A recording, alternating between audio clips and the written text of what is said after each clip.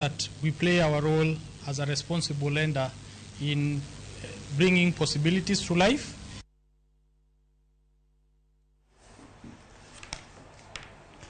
Ramogi Twak e paro mar omenda ochomo od bura mamalo kamidhi some kuom thuolo mar ariyo kawuono. Komiti mochung'ne weche mag omenda dhi chwalo lipodgi mayango lokruoge motimne paro mar omenda kawuono. Jotelo e kweth mar Azimio medo pingo paro mar chik e kinde ma jopiny bende geno fuong'ruok kowuok e lokruoge moketi. Kaluwore kod lipodni wadhi achiel kachiel kod kama wadhi tudore kod lipota marwa Walter Nyambaga ma bende gie kinde ni nitiere e kar od bura mamalo ka bende Walter gie kinde ni ka iwinja inyalo mana lero ni to chenro makamage madhi nyime ka igeno ni twak machal kama onego bende chakore kar saa 8 gin ikruok mage ma bende sani osechopo to kowuok kuom jotelo ma bende iserodhnogo kanyo en ang'o ma bende giwacho kaluwore kod lokruoge ma bende nitiere paro mar chik mar omenda mar 2023. Nam Simpros mana kaka isewacho ni chik kiketo kendo kiloso chik to kata ng'at molose bendo tiyo. Wantiere ka mar biro bedo kaka wangi mondo mi wakelni gino madhi nyime od bura niende. Chenro mar biro pedho twak ewi paro mar chik mamulo medo choko mar omenda noendo biro chako gweng'wecho dweche ma kawuono seche mag 8. Mano kaka igene kendo kata mana jakom kamiti mag omenda mosebedo ka kao pacho ganda e chenro makedo kod mani ka bende doyo iye owuok e gwenge mag Nakuru County kendo koro nyaka chop sechege jelni mane iye kendi ka girito chenro mando ogweng'wech kendo bende pedhe ne oganda. Wan ka kod jafwambo marwa ma en Chris ma bende wasebedo ka wang'iyo godo kaka chenro dhi nyime kendi. Kapok akgwelo Chris ago mbaka kod ja od bura ma Mandera ma gin moko kuom jogo moluwo ni ngang' ibi kadhe kata okadhe. Abro mana penje ni to chenro chal nade. Karibu tuongeleshe hapa mheshimiwa kutoka Mandera. Umejitayarisha vilivyo kukabiliana na lile mjadala ambayo italetwa hapa bungeni. Kama Kenya Kwanza mko na mpangilio gani? Mtaipitisha, mtaisikiza, kuna marekebisho ambayo huenda imefanyika, mngependelea sana ziwe zikaguliwe zaidi? Asante sana. Nafikiri mjadala ambao utakuja bungeni leo ni mjadala muhimu sana. Ni mjadala ambayo sisi kama wajumbe tunajitayarisha kujadili, kwa sababu wakati wale waliotuchagua walipotutuma bungeni walitutuma kule kujadiliana. Ile ni chumba cha majadiliano. Na nafikiri majadiliano yatakuwa makali, na sisi kama Kenya Kwanza tuko tayari kutetea mpango wa serikali na zile ushuru na yale mambo yote ambayo yamekuwa yamependekezwa na serikali. Na tunaambia Wakenya mjadala utakuwa mzuri, na tunaambia Wakenya ile mswada sio mswada mbaya sana kama vile mnavyoambiwa. Katika maisha kuna pande mbili. Kwa kawaida huwezi kupata jambo ambalo ni nzuri peke yake, na huwezi kupata jambo ambayo ni mbaya peke yake. So kwa maisha kuna mchanganyiko ya uzuri na ubaya, na tukiangalia mswada huu wa fedha ni kwamba yale ambayo ni mazuri yanashinda yale ambayo pengine watu wako na tashwishi nayo.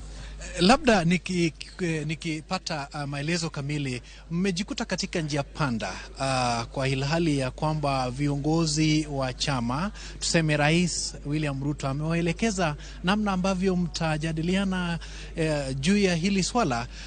Pande mwingine pia wananchi pia imewakodolea macho ikiwaangalia vizuri sana. Mtapiga kura mkipinga ama mtapitisha? Mnajiishi vipi nyinyi? Nafikiri tunajihisi tuko tayari kwa makabiliano bungeni, hasa katika kujadiliana. Kwa kawaida wajumbe wengi watapendekeza mabadiliko ya kadhaa hapa na pale. Tutayasikiza yale mapendekezo yote, na bila shaka pendekezo lolote ambayo itakuwa ni nzuri na tutaona imevutia tutakubaliana. Lakini rais, kama vile unavyosema, sisi kama wajumbe wa Kenya Kwanza tumekutana katika ile tunaita kikundi cha wajumbe wa Kenya Kwanza, na tumeweza kuelezwa namna mswada huu na vipengele vilioko katika mswada huu ni mzuri kwa Wakenya, na tumeweza kudadisi, tumeweza kuuliza maswali, na tumeweza kupata ufafanuzi zaidi hasa vile mambo ilivyo. Kwa kweli Wakenya wengi ambao wametupigia kura, kuna wengine wako na mambo fulani ambayo yanaangazia katika mswada huu, na kuna wengine ambayo wako na mambo mengine tofauti.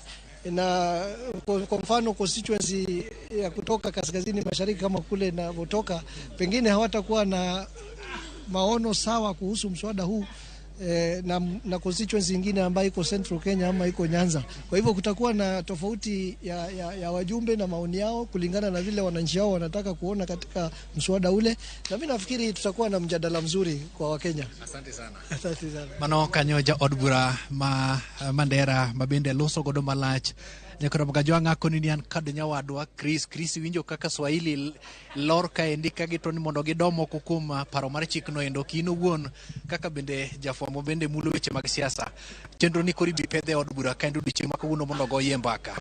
Yes.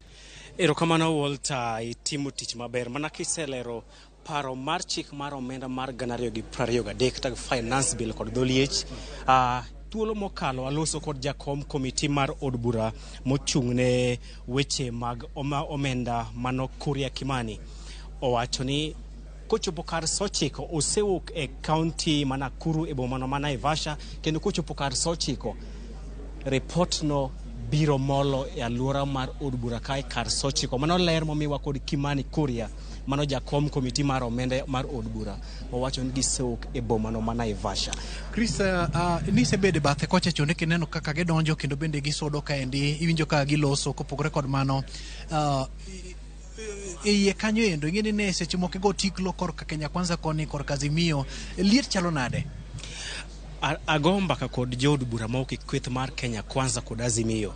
Kata kamano nitiere jood bura mag Kenya Kwanza magi wacho ni kata odoko ni ok gimor koda chenro ni gidhi goyo ombulu mar puodhe nikech giwacho ni serikal nyalo mana chwalo chenro mag dongruok ka giyudo omenda kokalo kuom osuru mag jopiny. Ing'e kalure kod chik finance bill nyaka puodh mar keto e tim budget ma idhi somo kod jatend migawo mar omenda chieng' tich ang'wen. Koro jood bura mag Kenya Kwanza moko yie mondo owach nyinggi, giwacho ni ok gimor koda moko kuom fundni mar paro ni kata kamano nyaka gisire lwedo nikech piny Kenya dwaro giwacho ni kinde osechopo mar jo Kenya ochung' ni chenro mag dongruok molo ni giketo chenro gini isiro kod pinje maoko. Gidwa ni piny Kenya ochung' kar tiende isiro chenro mag dongruok. Mane momiyo gidhi siro lwedo paro mar omenda kata odoko nitiere fundni moko mok gimorgo. Erokamano Chris, kapok awe nikech chal ni chenro moro bedo ni mondo dhi nyime e mbele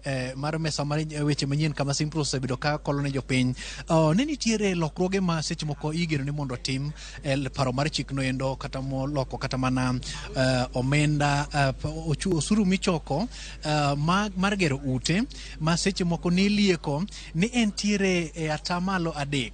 Paro moro ne nitiere no nyalo bedo kata mana atamalo 1.2 to kendo bende kar seche mag 3 kama endi report mano wuok e komiti no kendo bende olieko ni onyalo kata mana seche moko bedo atamalo 1.5 seche moko nyalo bedo 2 to seche moko jok mandiko kata mondiki e tich kaachiel kod jogo mandiko bende nyalo yudo fuong'ruok e kind ma gima koro seche moko nyalo bedo kod lokruok matut. Chris, kalure kod jokanyo mag komiti mar omenda giwacho ni ne gitimo lokruok makamago kalure kod kwayo kod ywak mag jopiny, riwruoge makedo ne jotich e pacho kae kaachiel kod kweth makwedo piny mano Azimio, ka giwacho ni mae manomiyo gitimo lokruok, ka giwacho duoko piny omenda ma ijuogo jotich mag piny owacho chenro mar gero udi nyaka atamalo 1 kowuok atamalo 1.5 kowuok atamalo 3 ne obiro kalure kod ywak mane ogol kod jopiny. Mae momiyo giduoko piny omenda ma idhi juogo jopiny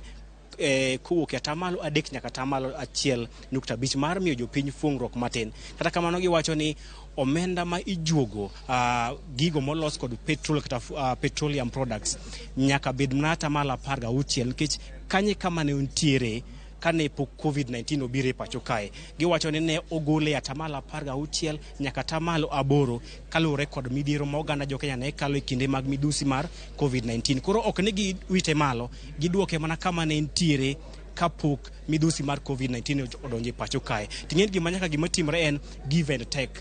Waduoko atamalo 3.1.5 koro jopiny nyaka bende wamiyi gi lweto makora chich to bende miyo kod lweto makora cham. Chris, kakoro ndonyo ngwech mondo wachak wadogi, ber king'eyo ni twak makedo kod mane biro mana go mbaka ka kopo ni nitie lokruoge minyal tim, ibiro mana tim e od bura mar mamalo kaendi, ni mar osedoko kanyono milose chike gendi, ok ninyal timne lokruok moro amora kapok okele mondo osome tielo mar ariyo, nikech ing'eyo maber ni en paro mar chik ogwel pach oganda, kaso gikone koro winjo bende pedhe od bura. Wachni mogik ka bende nyiri moko machuok.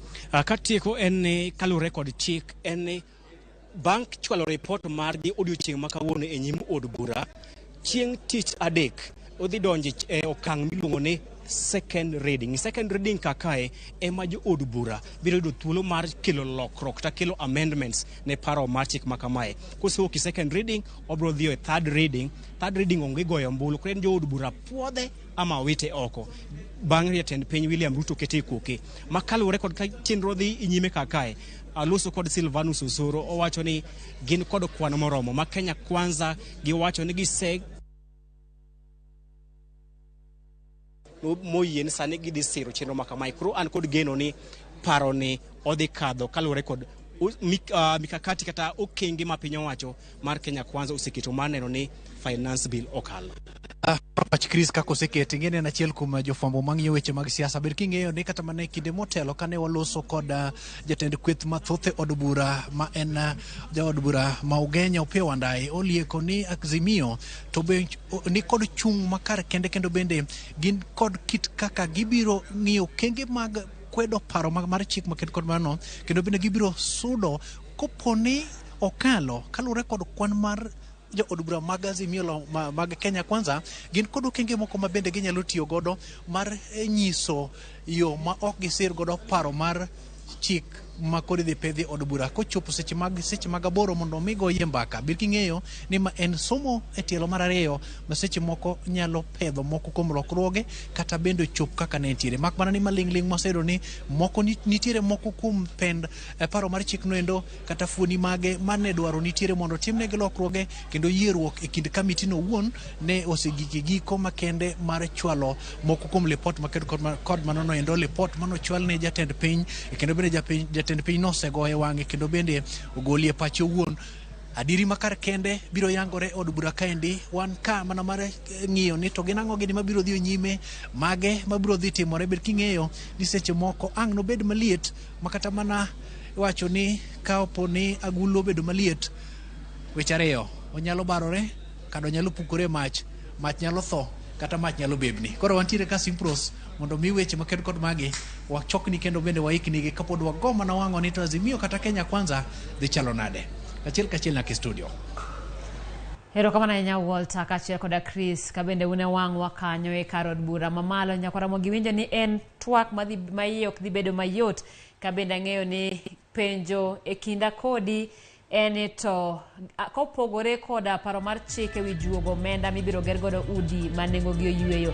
Ang'o machielo kata lokruok mane machielo ma bende oketi e paro mar chik no, kabende to ponono ni en lokruok, en gima dhi konyowa, en gima dhi resowa, koso en gino ma bende samoro pod medo pek? Mondo mi winj twak kod kukune kete mane Ramogi TV, kama bende wabiro miyo achiel kachiel weche go duto ma bende biro dhi nyime e od bura mamalo e kinde ma bende koro jo od bura kata bende koro ibiro winji paro mar chik mar omenda, to ahinya kiketo maino e moko kuom lokruoge ma bende oketie paro mar chik no. Nyaka Ramogi adwani mondo wachak wakaw yueyo mar ariyo